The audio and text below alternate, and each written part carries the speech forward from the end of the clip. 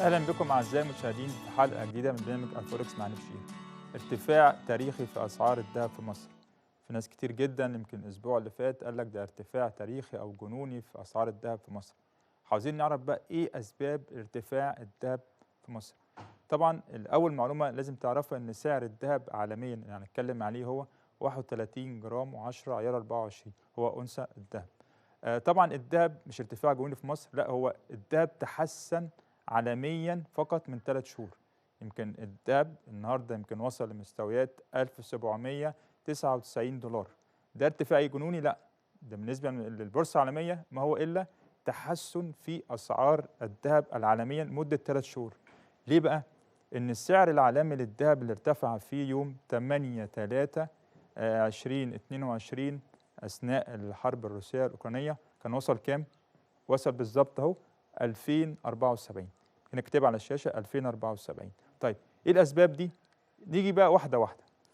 زي ما احنا قلنا السعر كام دلوقتي؟ السعر العالمي للذهب هو كام؟ 1799 دولار.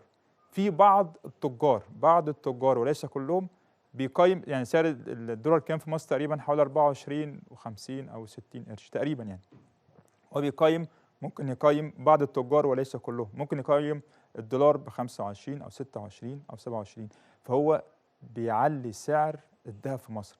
ولكن المفاجأة ان سعر الذهب عالميا متحسن من 3 شهور بس. ليه؟ زي ما قلت لحضراتكم احنا اعلى سعر وصلنا 2070، لكن بره مصر لو انت في اي دولة تانية قايل لك ان سعر الذهب هو متحسن بس من 3 شهور. ولكن ايه الجنون اللي حصل او ايه الاسعار اللي ارتفعت في مصر؟ نتيجة بعض التجار وليس كلهم بيعلي في سعر الدولار، ان سعر الدولار بس هو ارتفع في مصر وممكن ان شاء الله ينزل بعد كده. ولكن ايه المعلومة المهمة بالنسبة لنا؟ ان سعر الذهب متحسن بس من 3 شهور، لكن السعر العالمي للذهب اللي كان عند مرحلة قوية جدا هي 2070. دلوقتي كام؟ من 2070 الذهب منخفض الى 1799 دولار.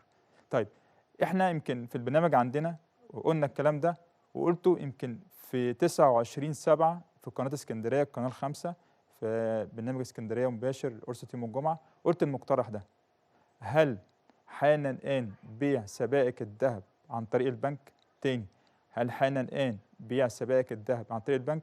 يمكن أعمل المقترح ده. يمكن انا لما جيت عملت المقترح ده كان هدفه ايه؟ ان سعر البنك او ده سعر خلاص معروف، سعر الدولار في البنك معروف كام، فالناس هتروح تشتري وتبيع عن طريق البنك. هنمنع تلاعب بعض التجار. يمكن احنا المقترح ده يمكن قدمته في المؤتمر الاقتصادي اللي فات، ويمكن ردوا علينا وان شاء الله يكون في خير. بس احنا بنحاول نعمل مقترحات ليه؟ ان هو زي ما حصل اهو، ان في بعض التجار لا، انت لو اتعامل عن طريق البنك فممكن هتحجم الموضوع ده. وفي ناس كتير جدا من التجار طبعا بيلتزموا بالاسعار دي، ولكن احنا بنقول بعض الناس يبقى سبب ارتفاع الجنوني في اسعار الذهب ان في بعض التجار بيعلوا سعر الدولار. ولكن عالميا الذهب متحسن من 3 شهور. يمكن قلت لكم السعر العالمي للذهب اللي ارتفع فيه 2070 دولار، دلوقتي هو كام؟ وهنقول 1799. يبقى الذهب عالميا ايه؟ المفاجأة ان الذهب اصلا عالميا منخفض. تاني، الذهب اصلا عالميا منخفض ومتحسن بس من 3 شهور. لو جينا بصينا للذهب الاسبوع اللي فات اهو، اعلى سعر للذهب وصل كام؟ اعلى سعر وصل 1803 دولار، واقل سعر 1739 دولار. السعر الحالي للذهب كام؟ 1799. توقعاتنا ايه؟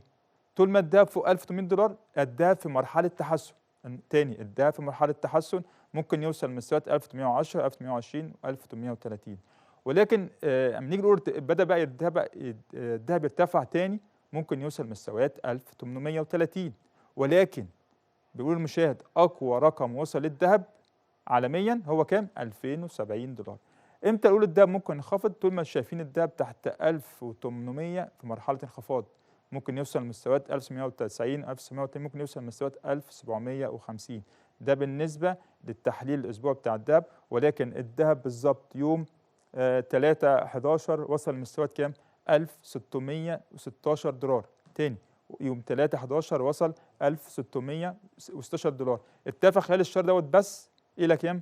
1799 دولار. يمكن الذهب بس تحسن خلال الشهر دوت، ولكن الذهب عالميا لسه منخفض. لان اقوى نقطه عندنا 2070 دولار. دي بالنسبه للنقطه كانت الناس بتتكلم فيها عن ارتفاع الجنوني لاسعار الذهب.